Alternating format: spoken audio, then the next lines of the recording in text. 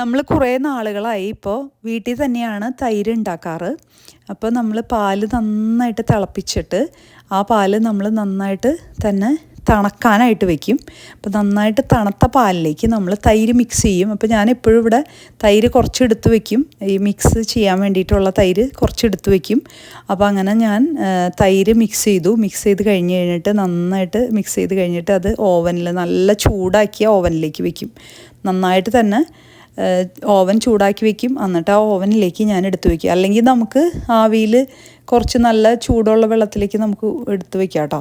അപ്പോൾ നമ്മൾ പിറ്റേ ദിവസം അതൊരു നൈറ്റ് ഓവർ നൈറ്റ് ആ ഒരു ഓവനിൽ തന്നെ ഇരിക്കും.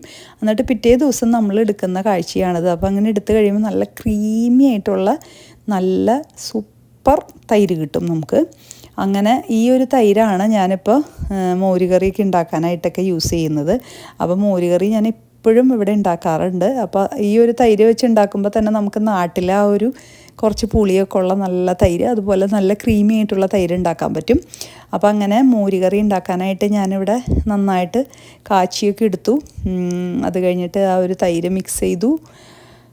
അപ്പോൾ അങ്ങനെ വളരെ ടേസ്റ്റി ആയിട്ടുള്ള മോരുകറിയും പിന്നെ നമ്മുടെ ക്യാബേജ് തോരനും പിന്നെ നമ്മൾ കുറച്ച് മീൻ വറുക്കാനായിട്ട് വളരെ ഈസി ആയിട്ട് ഇപ്പം മീനിൻ്റെ അധികം അങ്ങനെ വലിയൊരു സ്മെല്ലൊന്നും പുറത്തേക്ക് വരാത്ത രീതിയിൽ ഞാൻ ഓവനിൽ വെച്ച് തന്നെയാണ് മീൻ വറുത്തെടുക്കാറ്. അപ്പം നമ്മൾ കുറച്ച് ഓയിലൊക്കെ ഒഴിക്കണം.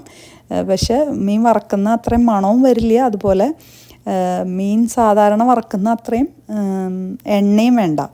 അപ്പം അങ്ങനെ നമുക്ക് ഇന്നത്തെ സ്പെഷ്യല് ക്യാബേജ് തോരനും നമ്മുടെ സ്വന്തമായി ഉണ്ടാക്കിയ തൈരും പിന്നെ നമ്മുടെ മീൻ വറുത്തതും, അങ്ങനെ നല്ലൊരു കോമ്പിനേഷനിലുള്ള നല്ല നാടൻ ഊണായിരുന്നു. അപ്പം അങ്ങനെ വളരെയധികം ആസ്വദിച്ചു എല്ലാവരും. ഇപ്പോൾ നമ്മുടെ ചാനൽ ഇനിയും സബ്സ്ക്രൈബ് ചെയ്യാത്തവരും കമൻറ്റ് ചെയ്യാത്തവരും ലൈക്ക് ചെയ്യാത്തവരും എല്ലാവരും സപ്പോർട്ട് ചെയ്യണേ. അപ്പോൾ thank you for watching. Keep on watching grace small world.